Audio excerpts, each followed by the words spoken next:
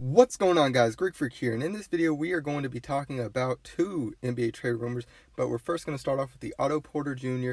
to the Chicago Bulls. Now, I was actually very surprised by this trade in many ways. Now, I didn't think the fact the Wizards would be able to trade away Otto Porter Jr., but in this situation we definitely had this. It was a three-player trade, and in this trade we have to first off start off with Otto Porter Jr., averaging around 12.5 points per game, around almost 5.5 rebounds, 2 assists, and about 1.5 steals per game, shooting a good 36.9% from the three-point line. So he can make three-pointers.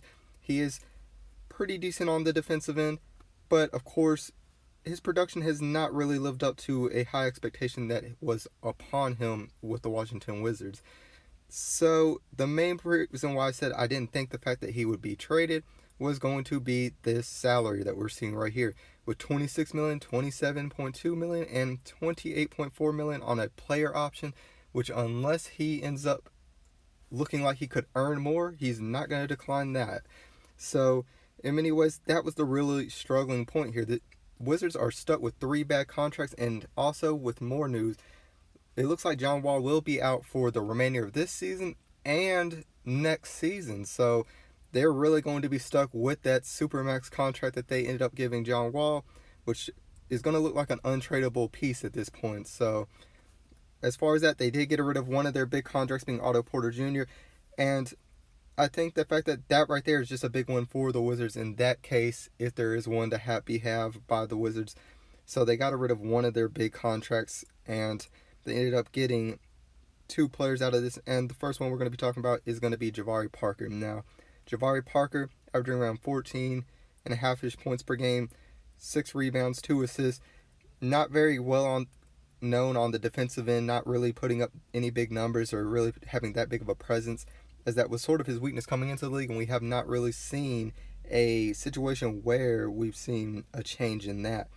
Now, of course, the other thing is the Chicago Bulls did sign him to a big contract that many people do believe in as far as in this trade rumor, but it's a $20 million for 2 years, and it was a team option. So the Wizards will have the option to deny that $20 million for the next year, which makes plenty of sense. You're basically just holding him for this season, and you can decline it, give him another offer if you want to have him, or if not, just let him walk and sign a contract somewhere else.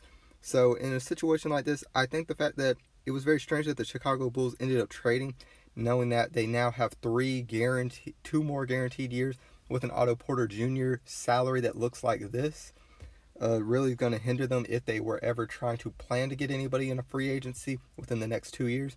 So, to me, very surprising move right there. And then the second player being Bobby Portis. So, Bobby Portis averaging around 14 points per game, 7 rebounds, and 1.3 assists. Also not very well known on the defensive end, not putting up too much there as well. But we have to say the fact that Bobby Portis Jr. did surprise the Chicago Bulls with earning a starting position towards the beginning of the year, and really was going up and down with Jabari as far as that had happened. And we know the fact that I've reported that Jabari Parker was going to demand a trade. Bobby Portis on his rookie contract still, so by the end of this year they'll have to re-sign him if they do want him, or if not, he'll walk as far as that goes as well. So there's no money as far as what the Wizards are going for that they have to be really responsible for the next season, if they choose not to.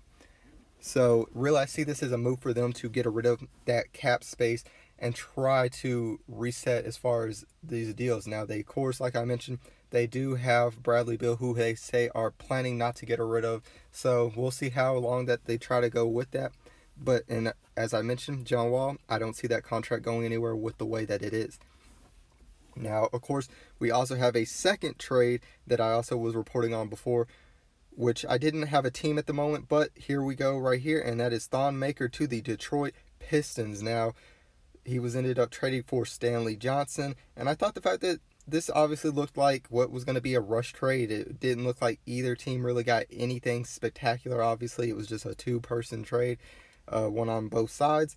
And in a situation like this, we have to look at the fact that Thon Maker, I didn't put up any stats for him or anything like that, but I showed him in my previous video. They're not very high up stats due to the fact that he doesn't get much playing time, and that was the reason why he requested this trade. So they definitely did that as far as just to get him out of there, as far as a team chemistry situation, as we all know. And I really think the fact that a Stanley Johnson is sort of an underwhelmed player as far as where he was. Now, he had high-end potential as far as from the Detroit Pistons team in his rookie season, but really we did not see growth in that situation. And with Thon Maker, obviously he's looking for more playing time, and I think the fact that the Pistons, if making this trade, are obviously going to try to give him that opportunity. As we're mentioning, a 7-footer who can make three-pointers does put hustle out there on the defensive end. We've seen him in the playoffs, and that's where he really steps up defensively to me, and he just needs to stay more consistent with that.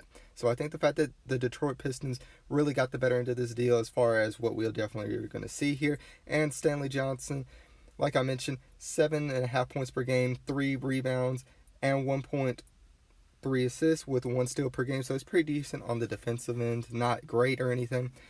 And you're probably wondering, well, these aren't really great numbers. Why are you showing Stanley Johnson's? Well, the difference is that Thon Maker played around 10 minutes per game, while Stanley Johnson is playing about half the game, around 20 minutes per game. So he's not putting up big numbers, but yet is playing big time. So I don't see the Bucks really just throwing him in with this type of playing time. So it was very surprising to really see this trade as far as for this individual player. So I really think the fact they either just did this just to make sure the fact that the chemistry didn't get messed up between the team, or there wasn't any drama behind the scenes throughout the rest of the year. So they definitely went for this. Maybe they feel like that he has potential still. Obviously, his 3rd year in the league, so he still does have chances for that. But as far as that goes, he's also on his rookie contract final year. So, and with that situation, so they can choose either to re-sign him or to just let him walk as well. And I think the fact that, as far as these trades, I think the fact that the Wizards did good trying to get rid of their salary cap, and the Bucks did good as far as just trying to get another player, trying to experiment with a player such as Thon Maker. But guys, tell me what your guys' thoughts are on these trades. Do you think the fact that these are good trades, and who do you think was really the beneficiary of these trades? And if you guys enjoyed this video, make sure that you leave a like and subscribe to become a part of the Greek Army today. And as always, this is Sparta.